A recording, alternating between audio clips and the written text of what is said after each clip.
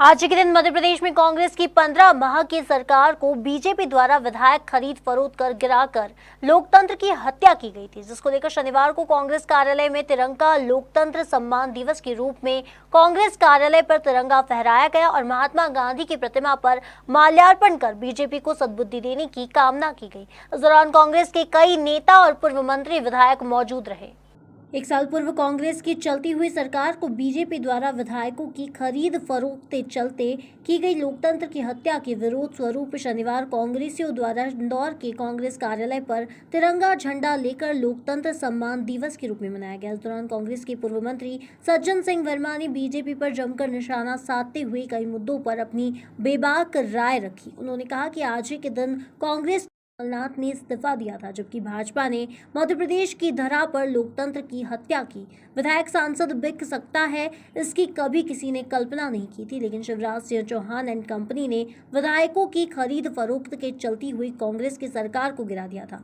मध्य प्रदेश की जनता ने इस लोकतंत्र की हत्या माना। पूर्व मंत्री सज्जन सिंह वर्मा ने कहा कि कांग्रेस के संपर्क में भी बीजेपी के 35 से 40 विधायक थे और आज भी संपर्क में है, लेकिन कमलनाथ ने कहा कि जो कृत्य बीजेपी ने कहा है कृत्य हम नहीं करेंगे, क्योंकि 2023 में मध्य प्रदेश की जनता उन्हें सबक सिखाएगी।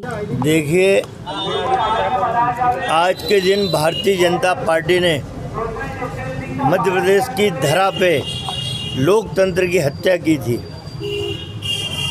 विधायक बिक सकता है, सांसद बिक सकता है, ये कल्पना कोई भारत का नागरिक कर नहीं सकता, लेकिन भारतीय जनता पार्टी की मध्य प्रदेश शिवराज सिंह एंड कंपनी ने विधायकों को खरीद फरोख्त करके चलती हुई सरकार कांग्रेस की गिराई।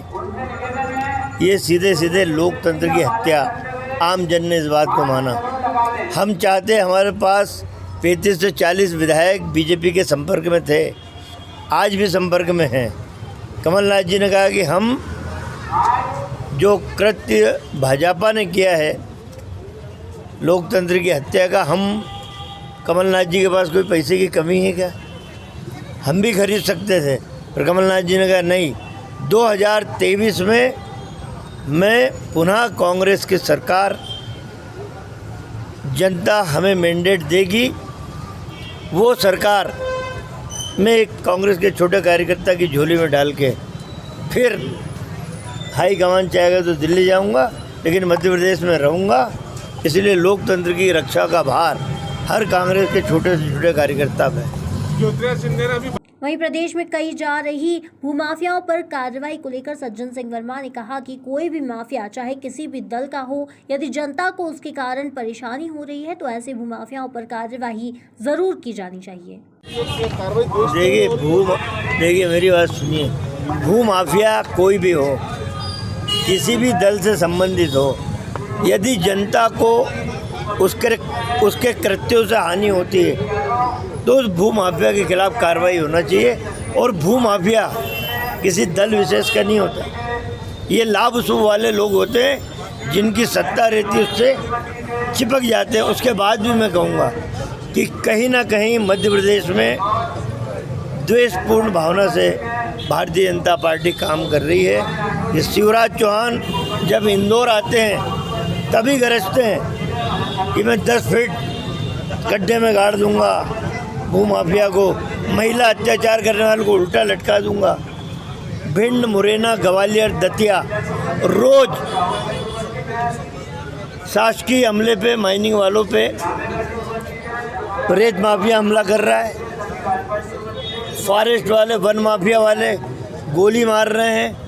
वहाँ जाके शिवराज चौहान की आवाज़ नहीं निकलती कि चंबल की धरती पे जाके जो यहाँ हुकार भर रहे हैं, वहाँ जाके हुकार भरें। इंदौर की धरती उर्वरा है, यहाँ डरा लो, चमका लो, माल खींच और गायब हो जा।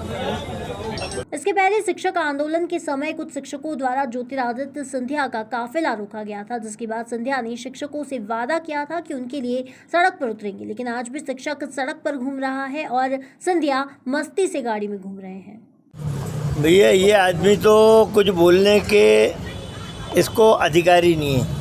ये आदमी बड़े महान विचारक, महान जैसे आध्यात्मिक गुरु हो गए हों ज्योतिरादित्य। जब एक शिक्षक का आंदोलन चल रहा था बहाना चाहिए था इनको। शिक्षकों ने इनकी गाड़ी रोकी सड़क पे, तो इन्होंने कहा कि ज़रूरत पड़ी तो मैं तुम्हारे लिए सड़क पे उतरूँगा। वो बेचारा आज भी मास्टर सड़क पे घूम रहा है, ये मस्ती से गाड़ी में घूम रहे हैं। हालांकि इनकी भी पूछ परख भारतीय जनता पार्टी में नहीं है। 1 साल हो गया केंद्रीय मंत्री बनाने के नाम पे, जब ये जाते हैं नरेंद्र मोदी के वहाँ, वो कहता भाई मेरे पास टाइम नहीं, अमित शाह के पास जाओ। अमित शाह के पास जाते हो, कहता भाई पार्टी का निर्णय नड्डा जी लेंगे, वहाँ जाओ। नड्डा के वहाँ जाते हो, कहते शिवराज और BD शर्मा के वहाँ जाओ। 1 साल से खुद फुटबॉल बने हुए हैं, ये बात करने के इनका अधिकार ही नहीं है। वहीं बीजेपी को आड़े हाथों लेते हुए पूर्व मंत्री सज्जन सिंह वर्मा ने कहा कि बीजेपी पूरे विश्व में सबसे बड़ी पाखंडी पार्टी है। देश में महंगाई रुद्र रूप ले चुकी है और महंगाई का आलम यह है कि शहर के लोग अब परेशान होने लगे हैं। पूर्व मंत्री ने कहा कि बीजेपी यह जानती है कि अभी चुनाव करा दिए गए तो इसे महंगाई का भुगतान चुनाव हार कर करना पड़ सकता है। हाईकोर्ट से ग्वालियर से और इंदौर से तो क्या स्थिति बन रही है क्या चुनाव? देखिए, एक बात समझ लीजिए, पूरे विश्व में भारतीय जनता पार्टी से बड़ी पाखंडी पार्टी कोई नहीं है। महंगाई रौद्र रूप ले चुकी है। डीजल, पेट्रोल, गैस, खाने का तेल आप देख लीजिए 150 रुपये, दाल 180 रुपये किलो। इतनी महंगाई, शहर वाले परेशान हैं। बीजेपी जानती कि अभी शहर में चुनाव करा लिए शहर के, तो भारतीय जनता पार्टी को हार का मुंह देखना पड़ेगा।